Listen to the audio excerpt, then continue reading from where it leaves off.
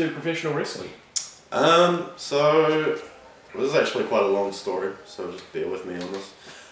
So I first remember, like my first time being exposed to wrestling was I was quite young.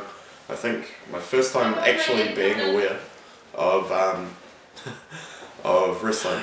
It's alright. My first time that actually being aware of wrestling, I think I was about 6 years old, 24 now. So not enough where I was actively following it. I was sort of like I remember some kids on the street watched it and would sort of like would hire out the video games and stuff. But you know, back then it was like late night TV too, so I'd like occasionally see it if I was allowed up to, and like I knew who like Sting and Hogan were, and that was about it really. So I wouldn't say I was a diehard fan from there, but enough to be aware of it, and I'd hire the PS1 games and stuff.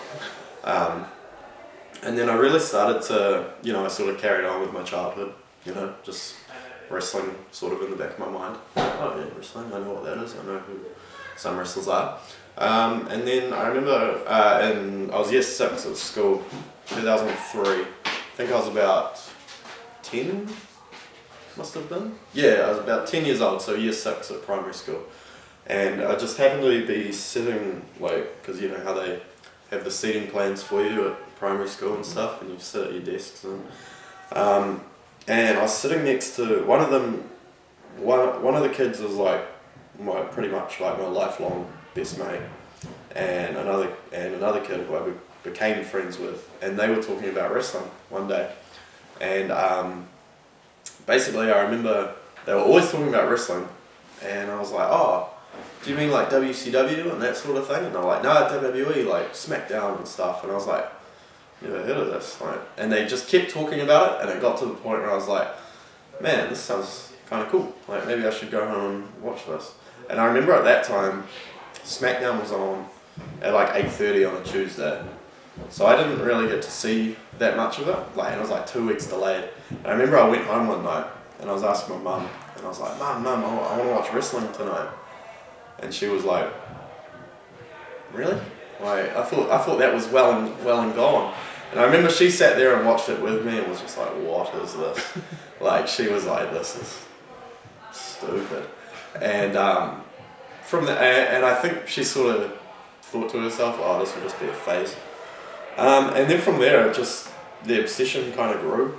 I don't know, sorry, I'm taking up so much time answering this one question. But yeah, like I remember. Do I keep joking? Sorry. And yeah, I remember I just kept watching it religiously every week, basically.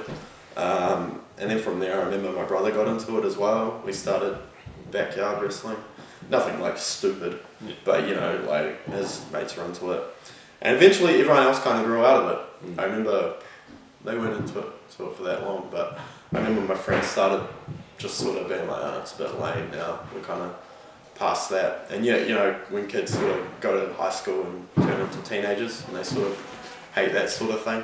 And I just kind of never grew out of it. Yeah, it just became an obsession, really. And everyone was like, oh, it's kind of weird, you haven't moved on to the next thing. And it just never stopped, really. From then on, I just became the biggest die-hard fan of wrestling. Like, you see some kids with like t-shirts and belts and stuff, like times that by 1,000,000, and that was me. Like, I had posters on my wall, I collected the action figures, I have, you know, the big like replica belts. I got those, I bought t-shirts, I bought everything I could, I watched everything I could, I went online, like most kids were like, oh yeah, WWE, but like, and yeah, I would watch WWE, I remember I watched Ring of Honor, I remember I watched Japanese stuff, I watched WCW, I watched every single thing that I could, because it just became this deep-seated like passion, I guess, for me. And that's, yeah, like, I was, just this like young teenager, I guess, and I was just the most over-the-top fan of it, and then it just became a passion, and I was like, this is what I want to do with my life. And from there, I guess, I started training. should I talk about getting into that? Yeah, by all means, yeah. I mean, I've got more questions, but okay. By all means, yeah. Sorry, this could be a longer one. So basically the story with starting training. So I'm originally from Blenheim, and at the time, well now as well, there was no wrestling there. So like small town, I was like, what am I going to do? Like I have to wait, like I was third form at the time, I remember, first year of high school. And I got picked on, man, for loving wrestling, and because all my friends and and not all of them, but a lot of my friends were kind of like, you're lame now, you know, and I was like, okay, I don't need to be your friend, and yeah, man, I got bullied, not like stupid stuff that you read in the news, but I got picked on, man, like I got picked on so much because other kids were into it, but not to the level of like geek that I was, like I was just obsessed. And I remember I started reading NZPWI around that time, probably like year 8, year 9 and then I became aware of New Zealand wrestling scene. And I remember NZWPW in Wellington used to do these, they were called Gen Next camps, and they were just like holiday camps, like you paid a fee and you got to go and like do basics of wrestling and stay at Hitoa Gym and stuff. And I remember it came up and I was like, this is my shot. Like this is my shot at like superstardom. And it was holidays. It was the last holiday break of third form. So like going from term 3 to term 4. And I was like, Mum, gotta do this. Like, cause I was 13, I had to like ask my parents, you know. And so Mum like rang up for those people who know Martin Sterling, who like runs NZWPW. And yeah, and she talked to him about it, and then she was like, yeah, okay, I'll give you the money for it. And she went over with me, and she took me to Hitoa and was like, what the hell, I'm not leaving my child here. But she did, to her credit, and from there I remember, so this was a 13-year-old kid who loved wrestling. This was like a dream. Like I was legit just in heaven. Like there's a ring, like I can't believe I'm standing in a wrestling ring. And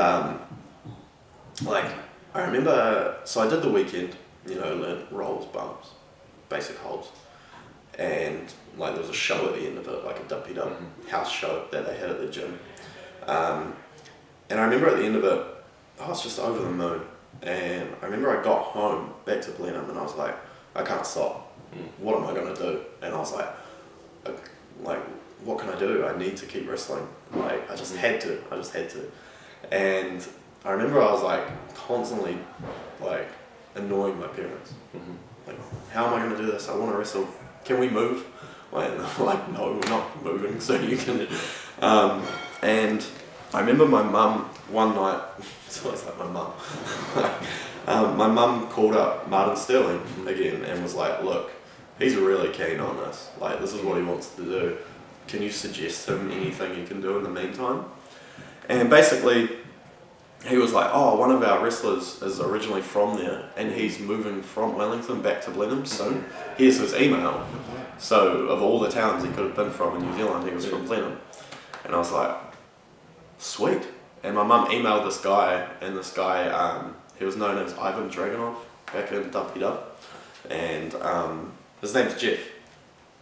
And he got back to us, and you know, after a bit of back and forth emailing, he was like, "Yep, sweet, oh, you know." And he had, you know, he wasn't like a real veteran, or he hadn't been overseas or anything, but enough where, you know, he could take me and teach me the basics. And to his credit, man, like he gave me my start. You know, he taught me the basics.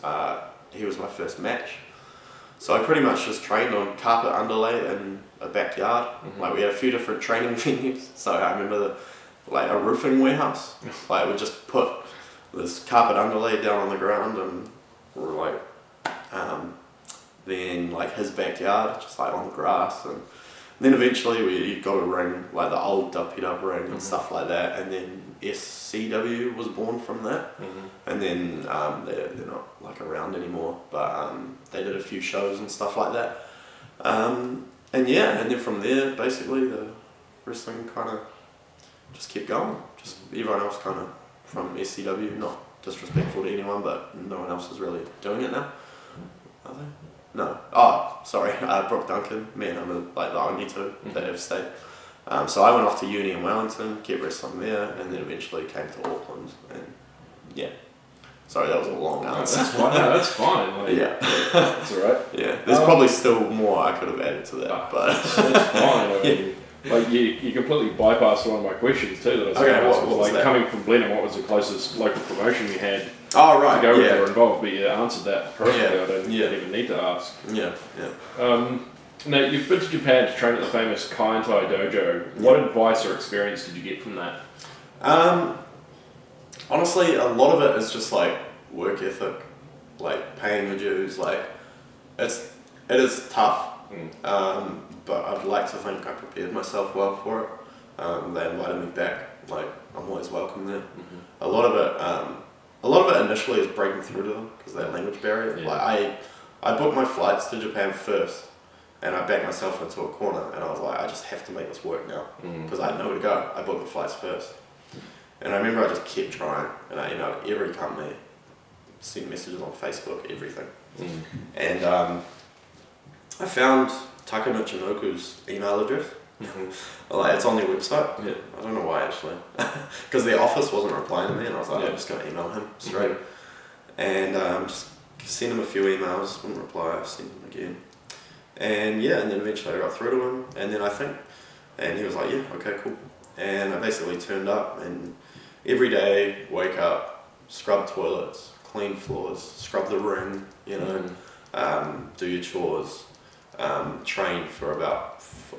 Training was generally like 4 hours a day, plus we're expected to gym on top of that, so workout, weight training. So it was it's a tough setting, the dojo. But I think my advice about that is just persistence, and that's what you're there to do. You're there to learn, you're there to work hard, and that's all there is to it really. You just have to put the work in, and I think that's why they, because they were very good, they were really good to me, and they were like, you're welcome back anytime. So I'm kind of like, okay, well obviously I did something right, you can't just turn up and, expect to, you have to put the work in. And, Yeah, absolutely. Yeah. Was there anything you learnt at the dojo that you've now put into your moveset, or that you've had something in your moveset that you do differently now because you've been to the dojo? They actually like a lot of stuff that for however many years I thought I was doing right. They'd be like, no. Just small things like I remember they retrained me at scoop slams, even like my bumping and stuff. They were like, oh, fix this, but they're very big on things like fire, having that intensity and that fire, but as well keeping safe. Yeah. So that's probably the main thing is that fire, as well as like things like selling and storytelling and working a body part and all that. There are just so many things. But they hammer that fire into you, like in your comebacks and stuff like that. Having that fire that's going to make the crowd actually get behind you and like live vicariously through you, I guess. Make them care. Yeah. If that makes sense. Yeah, to help tell the story of what you're trying to get across. Yeah. Now, when you first got involved with wrestling, like had your first match that you mentioned earlier, did you use Taylor Adams as your ring name, or did you have a different name and gimmick altogether? I did. So I was Kid Mystique, and I don't know why, because I was like 15 when I had my first match, and I've been watching. I remember I watched a few guys. I watched like Pegasus Kid. And a few guys, and I was like, Kid, that's a cool name. I'm young. And then I was like, and then I watched some lucha stuff, and I was like, I like mystery sounding names. Like now I think about it, I'm like, no, I hate that name with lucha. So somehow, I just ended up with Kid Mystique. Yeah. And that was my name for a while, quite a couple of years. Not that I was having that many matches in my formative years, because, and then when I got to WPW after a few matches, they were like, get a different name, and I was like, yep, sweet. And I gave them a few suggestions, and at the time this guy JC Star was booking, and he helped me out, and he was like, just use your name and flip it around. Sounds fine. And I was like, okay, and it's just kind of stuck. There's been other names like I've thought of now. I'm like, probably think of a better name, but it just kind of stuck. So, You're not the only one to do that because there's many other people that have done it. yeah, exactly. Daniel Yeah. Bryan. Yeah. Probably Yeah. most well known for us. But Yeah. where did the idea for your current gimmick come from? The current, Like the golf club and right. So I've had a lot of gimmicks. Like, it took me a while to kind of find myself, I suppose. I've done plenty of gimmicks. But growing up, me and a few friends from home, we have this like rotation of movies that we watch, right? And one of them's Happy Gilmore. Yeah. And I always loved Shooter McGavin from Happy Gilmore. Like, if you haven't seen it, go see it and watch Shooter McGavin. And I remember we watched it a few years later, when I was here actually, and because I always loved the movie, always loved Shooter McGavin. And I was talking to a few of my wrestling friends. My best friends in wrestling are Jacob Cross, Travis Banks, and Johnny Idol. And we'd just sit around talking and stuff like that. And I remember once I mentioned something about Shooter McGavin. I remember Jacob, he was like, that's just a gimmick waiting to happen. And I was like, light bulb just kind of went off, and I was like, yeah, I'm going to do that gimmick. Yeah. And and I felt like I could do it well, and I feel like I feel like it's kind of come off well. So like, it's definitely probably been the thing I've stuck with longest so far. I enjoy character work and stuff like that. That's pretty much the story of how it kind of came to be. I remember I tested it out at an Armageddon. Yeah. And it was like, I'm sticking with it. So where do you see yourself and your career in 5 to 10 years' time? 5 to 10 years' time. Well, for me, my dream is WWE. Right. It's been my dream since I was a kid. That's what I'm going to do. But I've always loved the idea of going to Japan and then going to Mexico and then going to Europe and then going to America and like obviously Australia and stuff like that as well. I always loved guys like Jericho and Chris Benoit, Eddie Guerrero, guys that went and got that international experience, made themselves a more versatile performer, and then eventually took it to the WWE. So my end goal is the WWE, and but along the way I want to go and get as much international experience as I can. So I've wrestled in New Zealand, Australia, Japan. Going back to Japan in 6 weeks. It's coming around quick.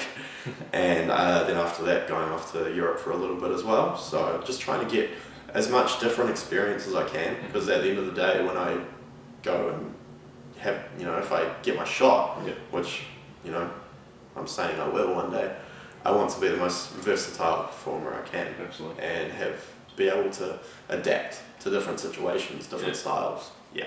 I think that'll just about do us. Thank you, Taylor. Cool. No worries.